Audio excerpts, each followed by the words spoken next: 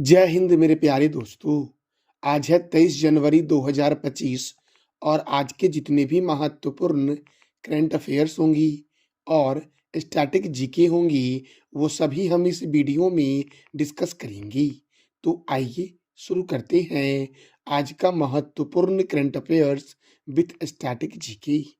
आज का पहला प्रश्न है, पराक्रम दिवस कब मनाया जाता है?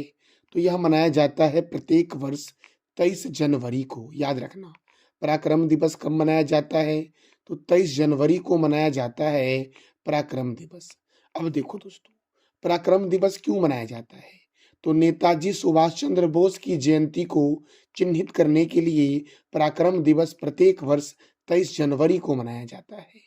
और मेरे प्यारे दोस्तों, इस बार जो पराक्रम दिवस मनाया गया है ये नेताजी सुभाष चंद्र की 128वीं जयंती पर मनाया गया है। नेताजी सुभाष चंद्र बोस का जन्म 23 जनवरी 1897 को ओडिशा के कटक में हुआ था। एक बंगाली परिवार में इनका जन्म हुआ था। इनकी मृत्यु हुई थी 18 अगस्त 1945 को ताइवान में। इनके आध्यात्मिक गुरु का नाम था स्वामी विवेकानंद और राजनीतिक गुरु का नाम था चित्तरंजन दास। मेरे प्यारे दोस्तों देखो, नेताजी सुभाष चंद्र बोस के पिता का नाम क्या था? तो जानकी नाथ बोस दोस्तों। और माता का नाम क्या था? तो प्रभावती दत्त बोस इनकी माता का नाम था। इन्होंने प्रमुख नारे दिए थे जैसे कि जय हिंद, दिल्ली चलो, तुम मुझे खून दो, मैं तुम्हें आजादी दूंगा। ये सभी नारे दिए गए थे सुभाष चंद्र बोस के द्वारा। इनकी पुस्तक है इंडियन स्ट्रगल। कई बार पूछा गया एग्जाम में है कि इंडियन स्ट्रगल के लेखक कौन है? तो सुभाष चंद्र बोस है।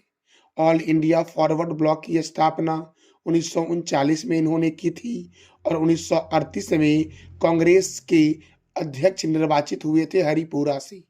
और गांधी जी के साथ मतभेद होने के कारण इन्होंने कांग्रेस की अध्यक्षता से त्याग पत्र भी दे दिया था। 18 अगस्त 1945 को जापान शासित फॉर्मोसा, जो आप ताइवान के नाम से जानते हैं जिनको हम, वहां पर एक विमान दुर्घटना के दौरान इनकी मृत्यु हो गई थी। तो मेरे प्यारे दोस्तों, पराक्रम दिवस कब मनाया गया? 23 जनवरी को मनाया गया। अब तक जनवरी महीने में कौन कौन से महत्वपूर्ण दिवस मनाए जाते हैं?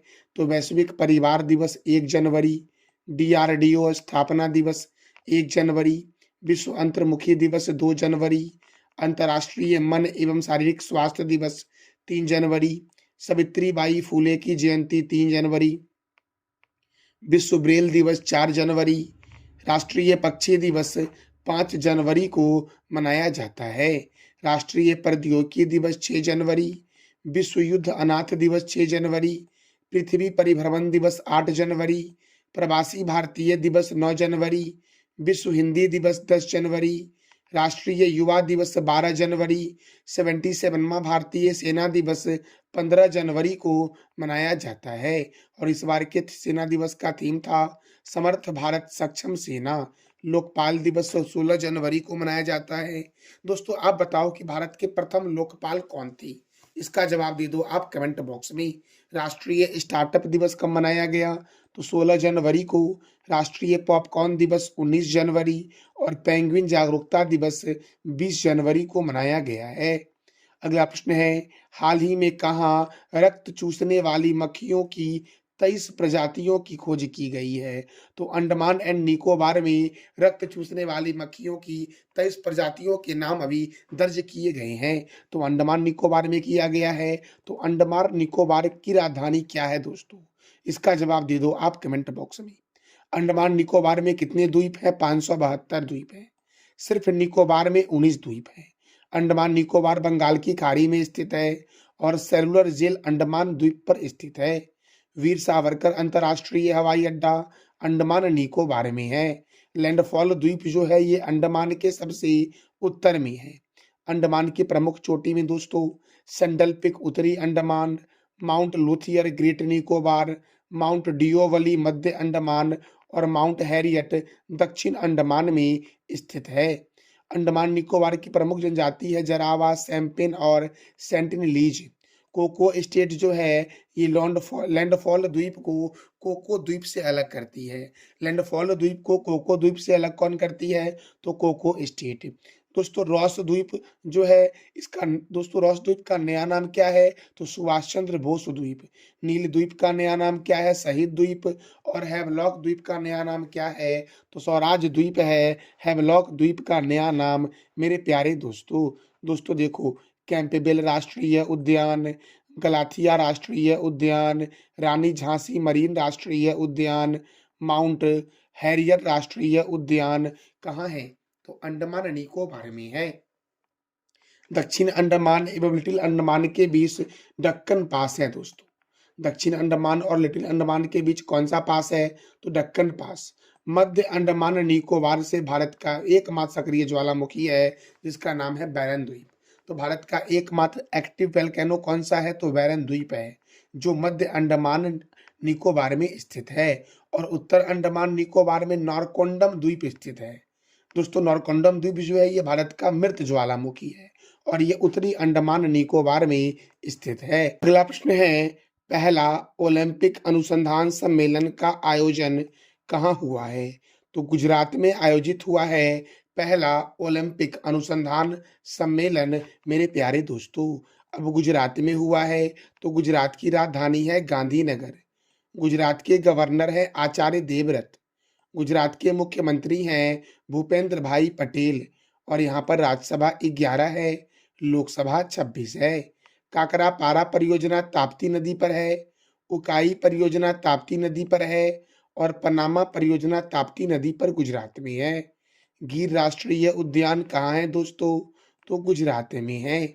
नल सरोवर अभ्यारण्य, पोरबंदर लेक वन्य जीव अभ्यारण्य, रतन महल वन्य जीव अभ्यारण्य, बंसदा राष्ट्रीय उद्यान, थोल झील वन्य जीव अभ्यारण्य, वाधवाना आर्द्रभूमि और जंगली गधा अभ्यारण्य कहाँ है दोस्तों? तो गुजरात में है। मरीन राष्ट्रीय उद्यान, ब्लैक बक राष्ट्रीय उद्यान, खिजारिया पक्षी अभ्यारण्य, विश्वामित्री नदी परियोजना गुजरात में है। भारत का बोस्टन अहमदाबाद को कहते हैं। भारत का मैनचेस्टर अहमदाबाद को कहते हैं। और विश्व के सबसे लंबे मंदिर रोपवे का नाम है गिरनार रोपवे दोस्तों। विश्व का सबसे लंबा मंदिर रोपवे कौन सा है? तो गिरनार रोपवे जिसकी लंबाई है 2320 मीटर मेरे प्यारे दोस्तों। राष्ट्रीय डेयरी विकास बोर्ड का हेडक्वार्टर गुजरात के आनंद में है और इसकी स्थापना 1965 में हुई थी। सॉल्ट सिटी के नाम से जानते हैं गुजरात को। डायमंड सिटी के नाम से जानते हैं सूरत को।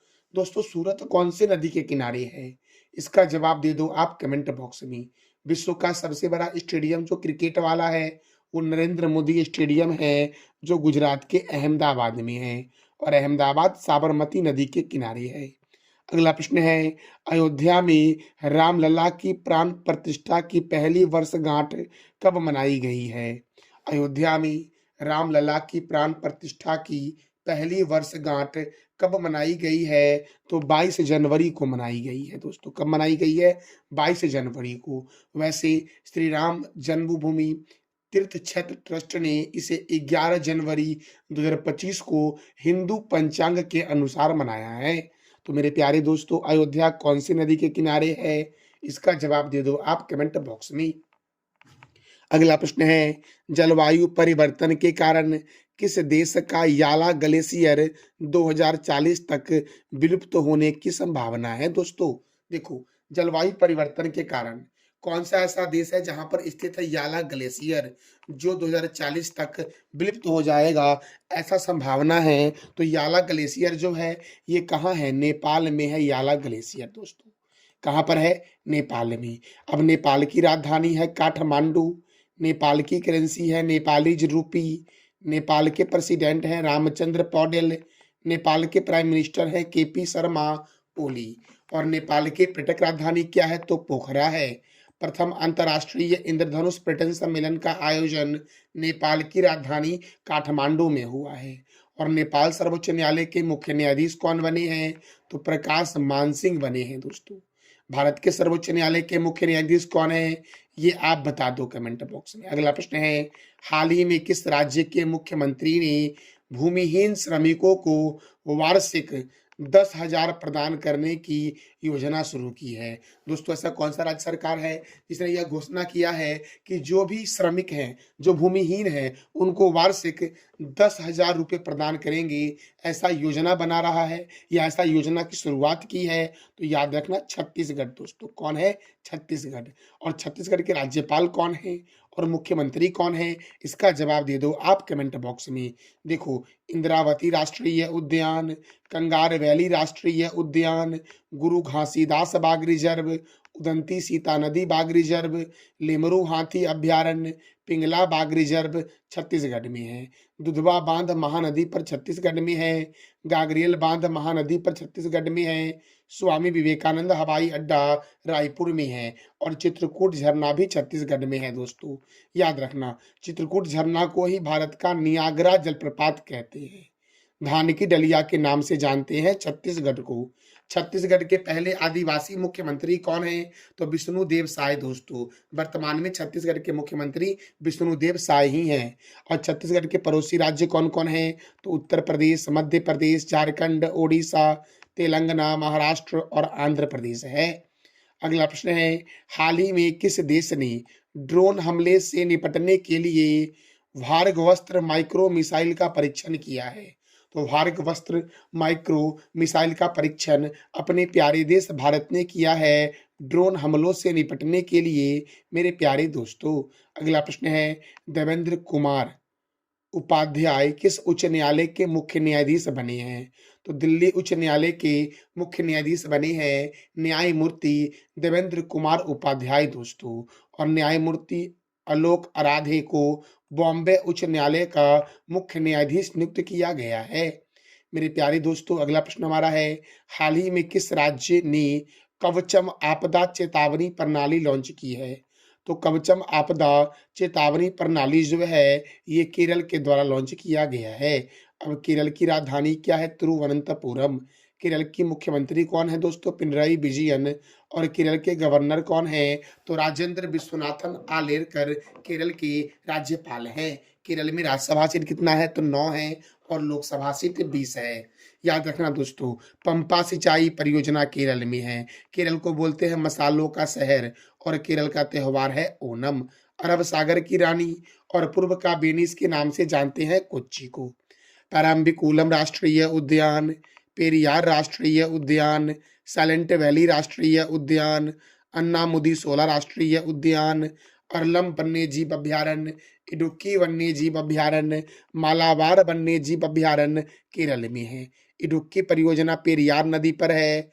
वेम्बांड झील और अष्टमुदी झील केरल में है। दोस्तों, भारतीय मसाला अनुसंधान संस्थान कहाँ है? तो कोझिकोड में है भारतीय मसाला अनुसंधान संस्थान, मेरे प्यारे दोस्तों। अगला प्रश्न है, हाल ही में किस राज्य के सड़क परिवहन निगम ने स्वच्छ और सुंदर बस स्टेशन अभियान की शुरुआत की है?